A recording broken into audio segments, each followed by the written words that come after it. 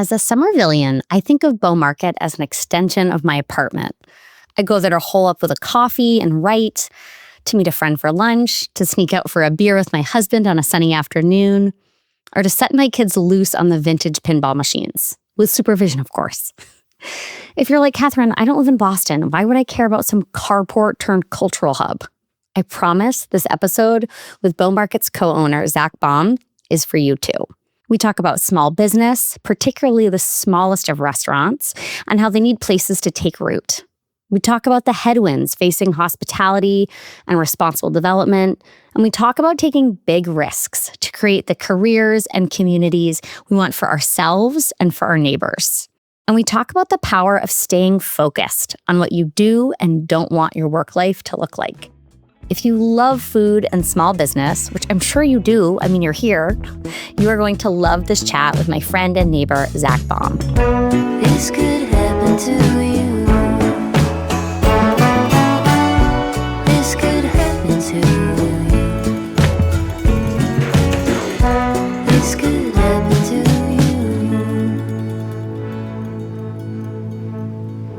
you. Zach Baum, welcome to Not From Concentrate. Thank you so much, Catherine. Zach, I think for most Bostonians, me of course in Somerville, Bow Market can really feel like the center of the universe. But for folks who might have not heard of it before, might not be in our midst, can you start by just sort of laying out what the special place is and your part in it? Definitely. So Bow Market is a collection of 30 plus small locally owned businesses, all sort of wrapped around a pedestrian courtyard.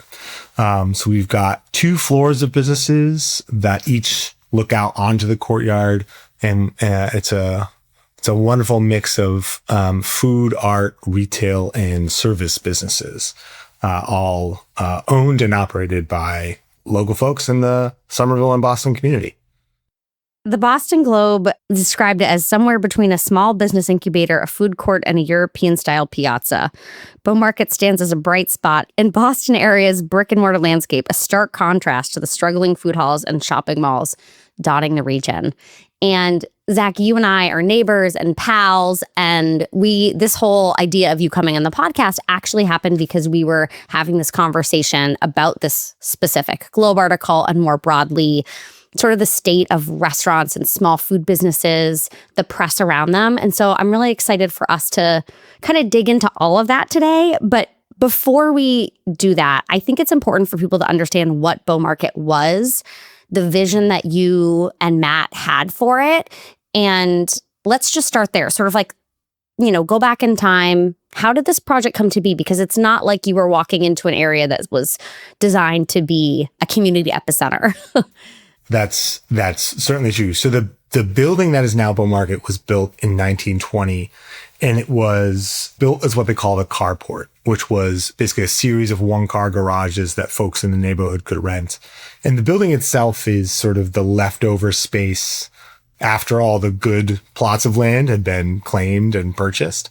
And so the sort of, it's called Bow Market because it's on Bow Street, or we're in the center of Bow Street. And so it's the center of this U-shaped block or semicircle shaped block, that you can only access through sort of a narrow driveway. And then there's this, horseshoe of a building. And so from 1920 through to when we started the project in 2016, it was a carport. It was sort of a warehouse for a furniture company. It was a place where they assembled Kawasaki motorcycles. But through all that, it was always sort of a back of house. It was always sort of not a place where many people in the public went. I still have folks come up to me, actually this weekend, somebody come up to me and said, we used to just play shows in the front and then just park our car back here. That was the only thing people really knew about the space that is Bow Market before we opened in 2018. And so the genesis of the idea came with my partner and I really started digging in around the idea that the place we live could be more interesting. The place we live could be more fun. And to do that, we really centered on, it's the small business community. It's the folks that are interested in investing in their community through opening and running a small business that will animate and sort of enliven a neighborhood. And we we're working through different sorts of ideas of how to try and do this, but we centered on, could we create space for small businesses to take root? Could we sort of emulate the places that we've loved through traveling through the UK and Italy? And my wife is Greek, so I've been able to travel to Athens and around Greece quite a bit. And it seems like in most other countries, collections of small businesses combined with outdoor space is a winning model. It's a thing you see in so many other places and so many other countries. And so for us, it was very much a return to a thing we'd seen and experienced and loved in so many other places. And, why not here? Why not Somerville? And so the building itself, we had thought about it in smaller spaces. This is a much bigger space. We opened with 30 businesses, which was probably too many, but meant that we were working with so many different incredible people, and trying to get this done. And so it's been, we're actually just now, what day is it? We're just now sort of at our 8-year anniversary of opening. And it's been a really fantastic journey of seeing all these things come to life. It's incredible. I mean, it's the place I go to work. I go there for a beer with my husband. I meet friends there for food and drink, and it's become such a hub of our community. And so much of what we talk about on this podcast is, creativity and creatives and looking at the world through this lens of creativity and food. But another through line is really small business, because the reality is, for that creativity to exist vibrantly in the world, it generally needs to have some sort of economic support behind it. And small business is the way that happens in a way that is authentic and, allows these kind of spaces to exist. So I, again, sort of going back to this Boston Globe article, just because it was really interesting to hear these different voices and kind of perspective on like, why is Beaumarket so successful and why don't we see more of it? What I thought was so interesting was this idea that this is not something that's scalable. And so many of these food halls, and I'm focusing a bit more on the food side of it, even though you guys have different kinds of businesses, just because this is a food podcast. But so many of these food halls are unsuccessful. So many of them are unsuccessful. So many of them do not have the same sort of vibrancy. And I loved how you and Matt were really clear about like, you can't parachute into some other place and do this, because a lot of developers, a lot of folks with deep pockets see what you're doing and they want a piece of it because they see the money signs. But you guys have been very clear that this is successful because this is the neighborhood you live in and this is the place where you live and work and So could you talk a little bit about your perspective on creating these spaces and specifically Beaumarket and how that idea of sense of place and community comes into your business model? Absolutely. And I think the article was really exciting. It was really exciting to see these ideas that we so love and so care about represented in the Globe. And I'm excited to talk about it here. I love talking about it. And so for us, one of the things that came through, like you said, is that we get asked about leasing, some ground floor space of a bigger building and trying to recreate Beaumarket. And in so many ways, it's always a no from us, because it would be hard to do this more than once for me as an individual, both because, if I get that call that the elevator is stopped at 10 o'clock on a Friday, if it's down the street from me, I'm likely to go. But if it's, across town or a 20-minute drive, it makes it so much more difficult. The other thing was, before we opened, I had spent so much time in Union Square. I'd lived in Union Square. My business partner lived a few blocks down the road in Somerville. I moved to Somerville while we were under development. And so we understood a little bit more, and so much more now, but we understood more about the neighborhood because we had lived here. We sort of had seen what sort of small businesses had taken root here, what the culture specifically of Union Square versus Davis Square, which is only, 2 miles away maybe, but is super different just in terms of how it's grown and changed in the time that I'd been around Somerville. And so, for us being so proximal to the history of a place, proximal to the culture of a place, and then staying proximal to see it as it's changed. So we've been working on this project in earnest for 10 years. And in that time, we have a new subway station. We have, a brand new 26-story tower that opened in the square since we opened. And so if we had, sort of opened Beaumarket 8 years ago and then left to try to do something else, we wouldn't have been able to adapt and change and grow in the ways that I think have kept us as a part of the neighborhood and not something that, was clearly built 8 years ago, loved 8 years ago when it was put into service, and then not loved nearly as much, not sort of given the attention that it's due as a neighborhood is growing, changing, and sort of mixing and adapting to itself and its in all the parts that make up a neighborhood. Yeah, much like a restaurant. It's like if the chef isn't in the kitchen. I mean, if you go to Bow Market, I go at least a couple times a week. I'm likely to see you or Matt there, and you're likely to be futzing with a window box or taking a meeting or dealing with a plumbing issue. Like you're very much sweeping the sidewalks and a part of it. And I'm sure there are ways, that you can share some of those skills and learnings with other developers and other places that want to learn from you. But that's very different than being the person who's like in charge of this hugely scalable project. So I do want to talk a little bit about the food that you have there. And you have this model where folks can come in for a relatively affordable compared to, city rents fee, come in, rent a space. I think your minimum leases are like a year instead of 5. And it really is like an incubator for a lot of restaurants. You see a lot go out into the world and they kind of get to get their sea legs there.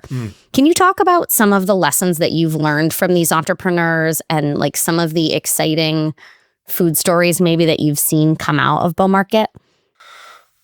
Absolutely. I mean, I think that the working with the small businesses and working with restaurants that we have has been an incredible part of my learning how to run the market on the whole. And so, we had some folks, I think of Sauce, who had been running a restaurant in downtown Boston for I think like 6 years before we convinced them to open a second location at Bow. We learned so much from just how they run staff, how they think of their own relationship to their restaurants. It's sort of the same thing.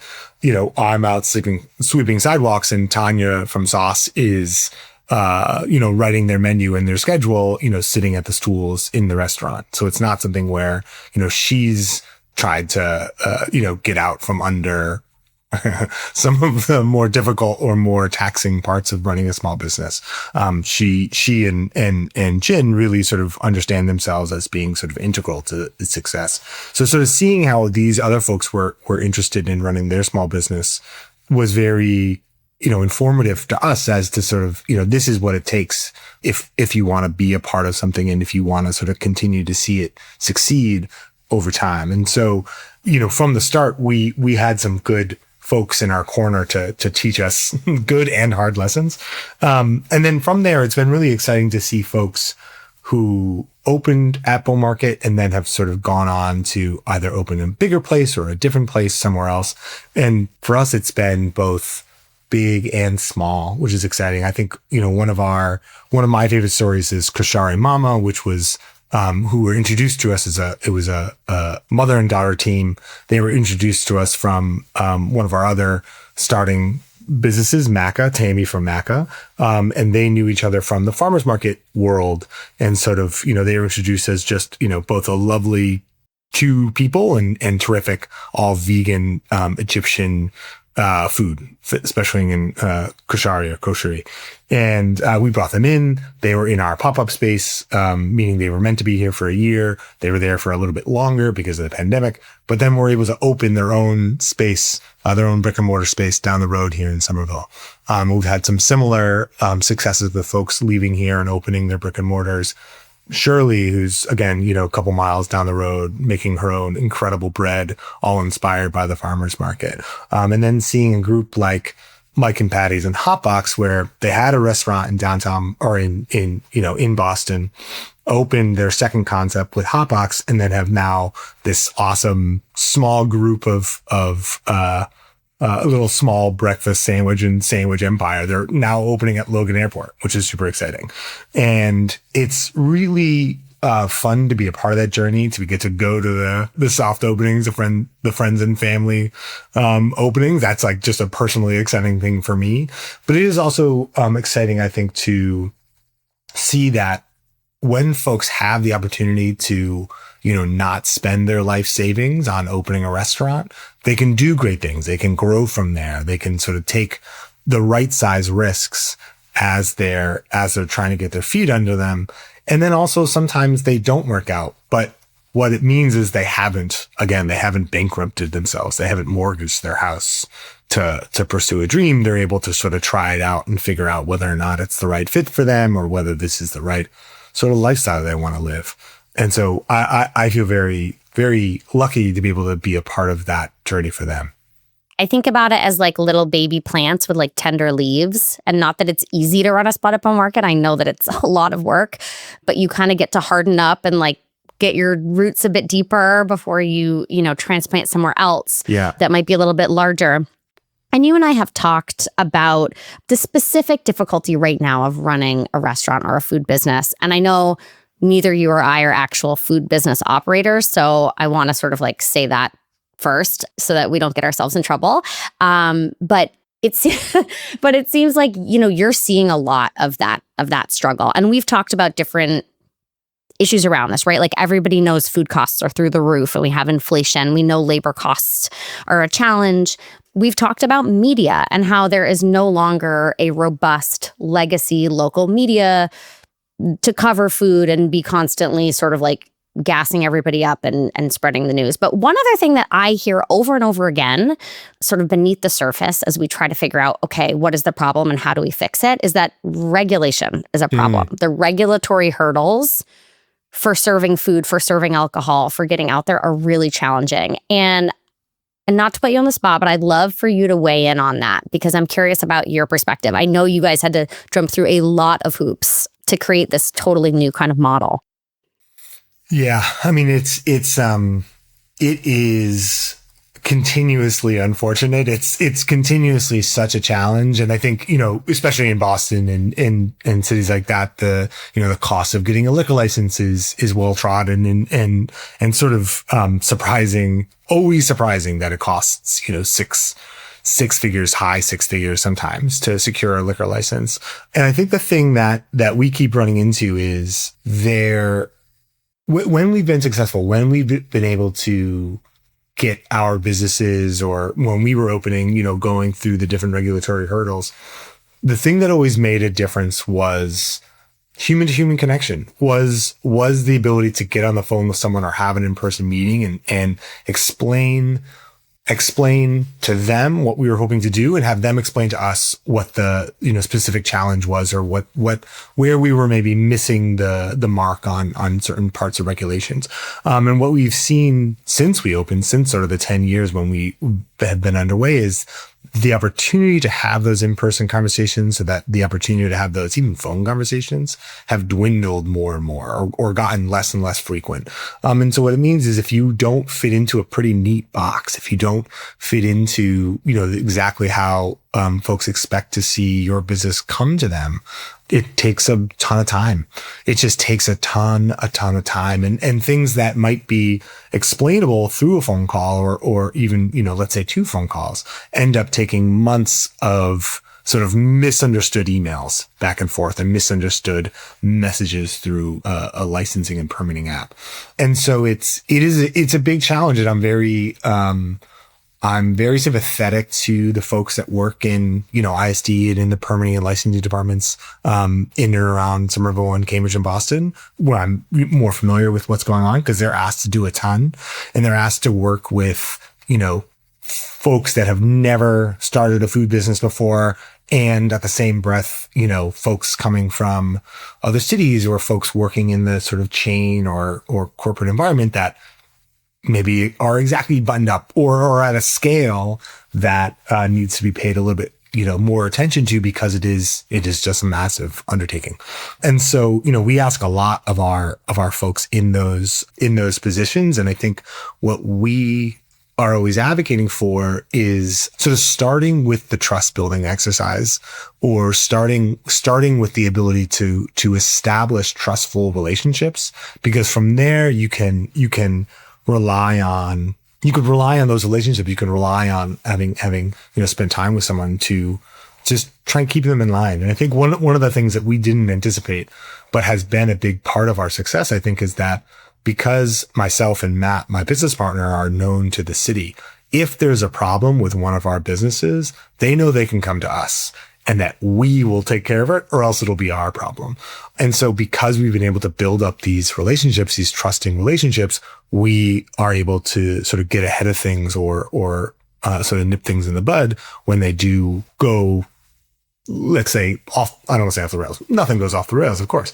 But when they do go sort of in a way that folks didn't anticipate or didn't want to. And so in our context, it's funny because we are in some ways landlords, in some ways property owners or property managers, in some ways just sort of small business support folks. And so there aren't a ton of Baum markets around there, but there are more and more small business organizations like Main Streets, like business improvement districts, where, you know, those folks, those executive directors and program managers can act a lot in how we do, in terms of being that connection, being that sort of existing trusted relationship where the folks in the city can work through them and the folks hopefully in the business community are connecting with them to try to get over these hurdles and, hopefully like a human way, a way where there's, you know, it's ultimately just individuals trying to open a business or try to, you know, keep the public safe or keep the public sort of comfortable. And I think that working through those relationships more than sort of, you know, assuming everything can be done on a piece of paper would have a really big impact. Yeah, giving people the benefit of the doubt and sort of gritting your teeth and sometimes, you know, working through that hard interpersonal stuff instead of just assuming the worst in people, I think is huge. You and I often talk about how when there is food media coverage, it tends to be negative. And so I promise this is going to be the last question I ask that is even the tiniest bit contentious. But I look it up and there's goodness like wrapped in it. But I walk through Harvard Square. And it is hard to find a single business that is not venture-backed or private equity owned at this point. And it's obviously a huge thing in restaurants and food now. And part of that is because the economics have become so unmanageable for small business. And I'm curious, how do you kind of resist the siren song of cash? And I'm sure you are approached by those kind of businesses. And also, I don't want to just demonize that. Like, how do you balance that? Because you and I talk a lot about, you know, we've had conversations recently about like, okay, what are some brands that would make sense to maybe do an event with? Like, how do you do all that and keep your North Star of supporting small business and keep it the real vibrant, you know, independent businesses that it is, and also deal with sort of the economic realities of what we're in right now? Yeah, it's a good question. And the siren song is very funny.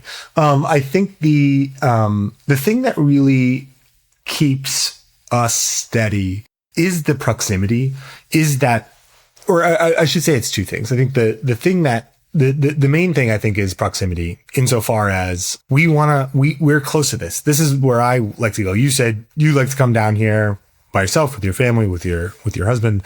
This is where I like to come and be. And I think that's, you know, whether it's to Baum Market or two other businesses around Somerville and around Boston, I prefer to go to the places where I know the owners and know what they're going through and have spent time with them or spend time, hopefully, you know, solving problems together. Those are the places I enjoy going the most.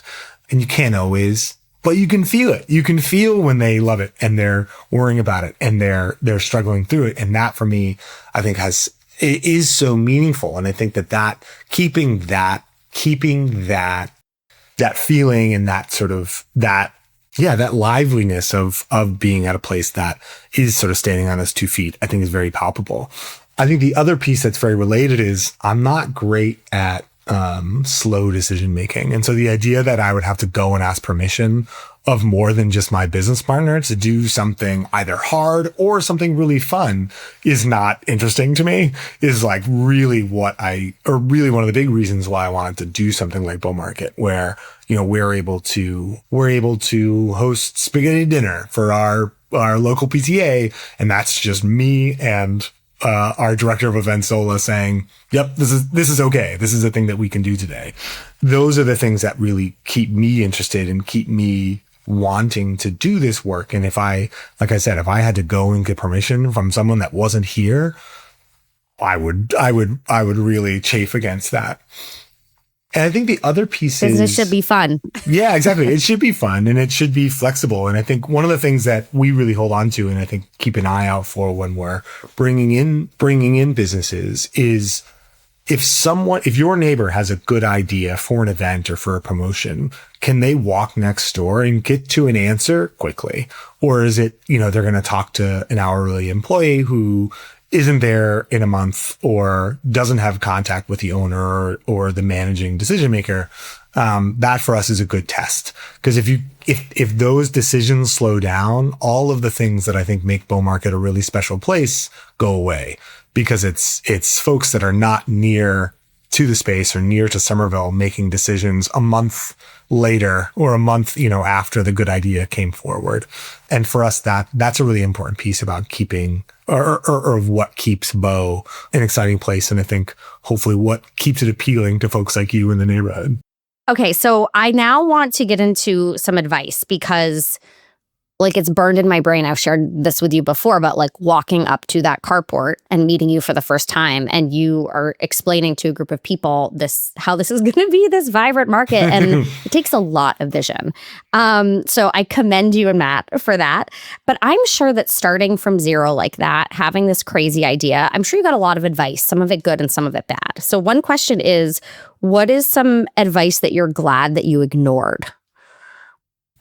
I'm really glad that we ignored advice to make all of our agreements into license deals as opposed to leases, and to try to I don't know. Again, very specific, but to try to make that less specific, we really wanted to keep things as simple and straightforward as possible when we are working with small businesses. And so for us, the goal of keeping it as leases meant that it is something that a lawyer that they hire or a lawyer that they know is going to be more familiar with and sort of understand the strengths and weaknesses of that are well established in people who've been writing leases for hundreds of years or at least 100 years. And so we decided to go with leases because it sort of established us as working within the context or the history of small businesses. And so in so many ways, or we tried to keep the structure of Beaumarket as straightforward as possible.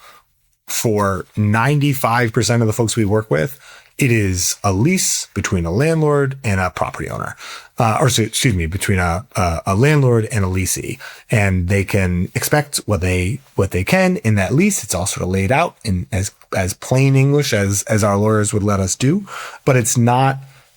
It doesn't have any sort of tricky things that make that a license can give folks, which is basically always in service of a landlord and always in service of having it be less straightforward, having it be less of a reliable thing that they as a business owner can sort of point to and say, yep, this is the thing I know is the sort of a good basis for me to build our small business on. So I'm really glad we didn't do that. It meant it was more complicated for us. It meant that it was harder to get going, but now it's something where folks see our leases and know what to expect and know, how to operate through them.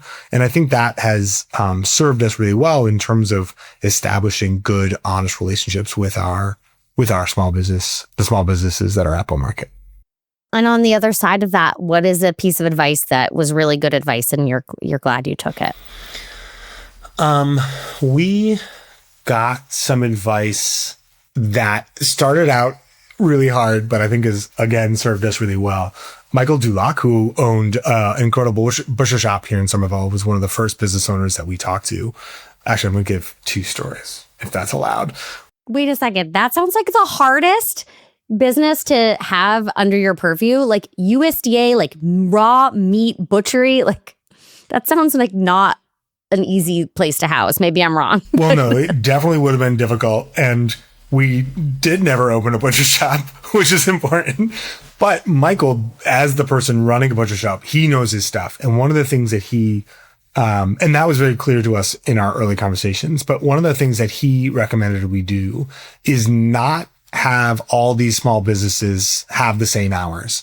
So if you go to, it's a very sort of a traditional thing in a mall, there's basically like one set of hours and maybe a few businesses are accepted from doing that. But what he was explaining is, the coffee shop does not need to have the same hours as the butcher shop or the hair salon or the stationery shop. And if you were going to do that, if you were going to make them have the same hours, you were going to really handicap them from the start. You were going to sort of force them to be open when they're not making money, force them to sort of pay staff when those staff aren't able to actually make sales. And so in the beginning, it was really tricky because we knew that folks, or we got complaints from customers that said, I never know when anything's open. It's really hard to come here and things are closed all the time. And so we had to sort of work through that and work closely with our small businesses to say, okay, here's the feedback we're getting. What do we think we can do? And it was decisions by those businesses that said, okay, I will take the risk. I will try to be open for lunch, or I will try to be open 7 days a week as a retailer. And what they were doing was they decided when it was their moment to make that investment. And what we can now say is the folks that are able to go 7 days a week or open more hours are able to succeed better, succeed more, and make more money in those times. But it's not necessarily the thing that a business that's just starting out can afford to do, or just starting out can afford to staff. And so for us, giving that flexibility to our small businesses is a way for us to say, we're ready for you to grow here, to start here and grow here. And I like how you said it's sort of, they start out with pretty tender leaves and they start out with pretty shallow roots. And we're interested in letting them grow those roots and grow those leaves to become the businesses that will sustain us. But that doesn't have to be every business from the very start.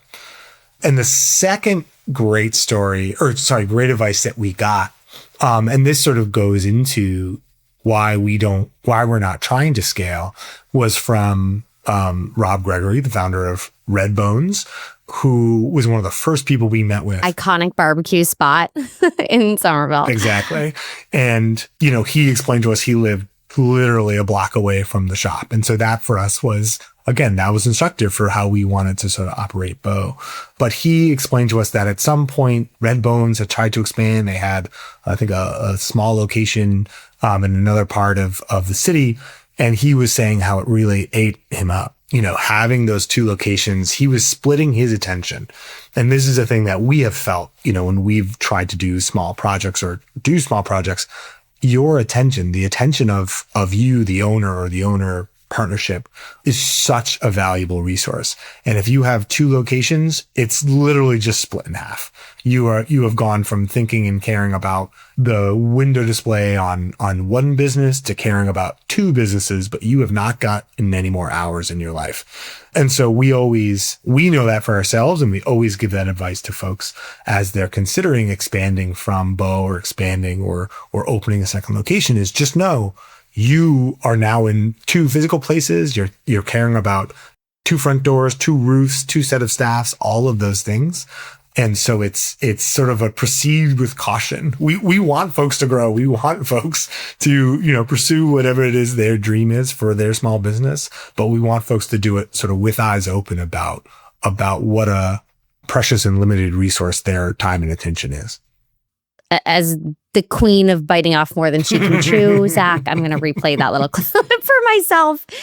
Very, very true. All right. I want to revisit one thing, which is good on you guys for, working with the businesses and taking that risk when it comes to the hours and when they're open. I also think it's a good reminder for us as consumers. Like, I felt that frustration, right? I need a card and Tiny Turns isn't open or whatever at Bow Market. But if we want as consumers to not have an Amazonified world, like, these are real people with real lives doing as much as they can.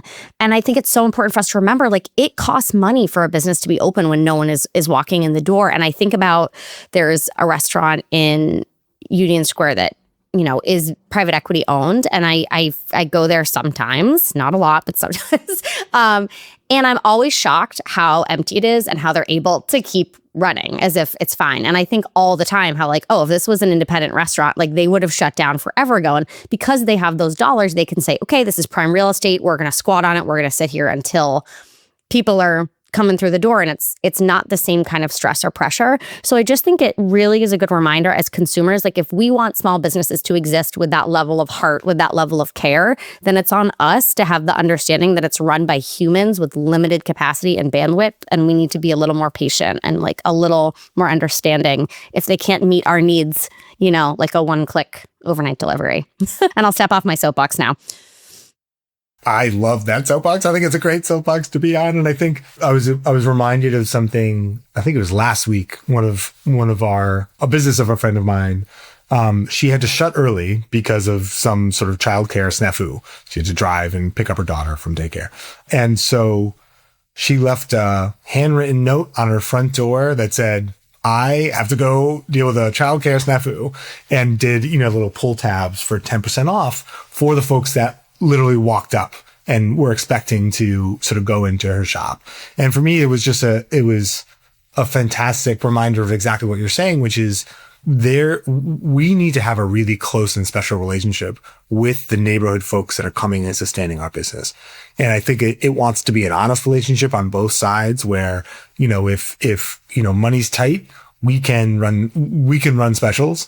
And when we have childcare snafus, please, give us understanding. And if you're frustrated, at least keep it off the internet. And those are the things that I think those are the things that we look to and look to build on, insofar as that is ultimately those folks, the folks that live within a quarter mile of where we are, those are the people that keep us in business. Those are the people that kept us in business during the pandemic. Those are the people that keep us in business when it's a blizzard, or it's 2 blizzards in a row, or it's been 10 degrees for, I can't remember how long. If folks are interested and willing to come out and support us, we pay that favor. And I think what I hope everyone knows about small businesses, that's true. That's true for any business, no matter where you are. They're doing it because they want to be a part of your community, and they want to serve you, and they want to run a business where they're promoting and sponsoring the youth soccer team and running fundraisers for the PTA. That's what being a small business in a community is. As you guys do. We got Baum Market on the soccer jerseys. Heck yeah, it's our best advertising by far. That's why folks open small businesses is to stay a part of their communities, and be able to sort of bridge that sort of personal and professional life together, that they're able to sort of support their communities in so many different parts of their life. Awesome. Well, Zach, we're going to end how we always do, which is with the busy brain section of the podcast. And this has been like all business, but I know you're a cook and you love food. And so you're going to do great at this part. And so the first question I always ask is, how do you spark creativity in the kitchen when maybe you're not feeling so inspired? We've talked about this. I love America's Test Kitchen. So I like to open up old Cook's Illustrated magazines and sort of look at the covers or look at the recipes in there. And oftentimes I don't cook what is those recipes, but it gives me good ideas for what I do want to cook. Love that. I have quite the collection of old food magazines, including Cook's Illustrated. Love a little analog inspo moment. And the second one is, how do you calm chaos in the kitchen? And it can be mental chaos, physical chaos, any combination of the two.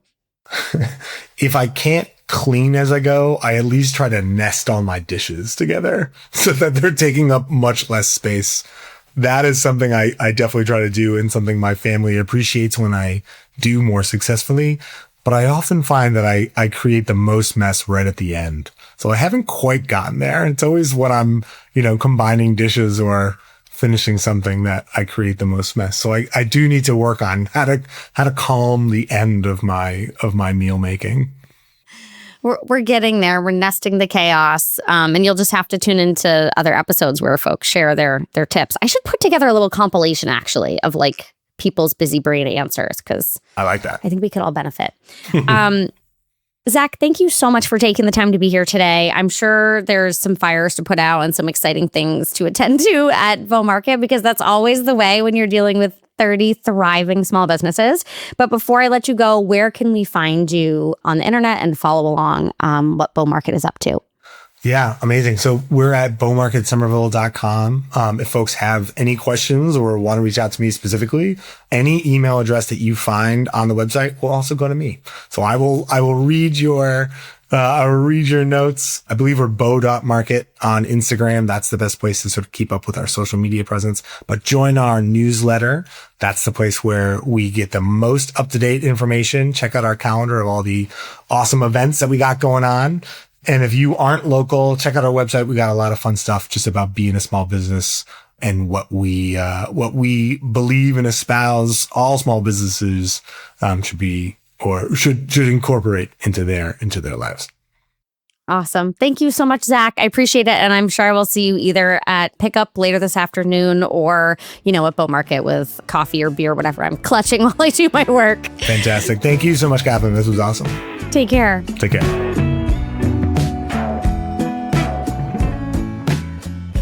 And you. Thank you for taking the time to be here today. I hope you enjoyed my conversation with Zach. And if you haven't already subscribed to the Not From Concentrate newsletter on Substack, you're going to want to do that right now, because that's how you're going to get the top secret Greek recipe that Zach is going to share with listeners. And it's how you get all kinds of recipes and goodies from our guests. And it's how you make sure you never miss an episode. So head to catherinesmart.com and we will get you sorted. Thanks so much. I'll see you next time. Not From Concentrate is distributed by PRX and produced by me, Catherine Smart, with audio and video production by Kevin O'Connell. Our associate producer is Allie Miller, and the theme music is by Kylie Daly.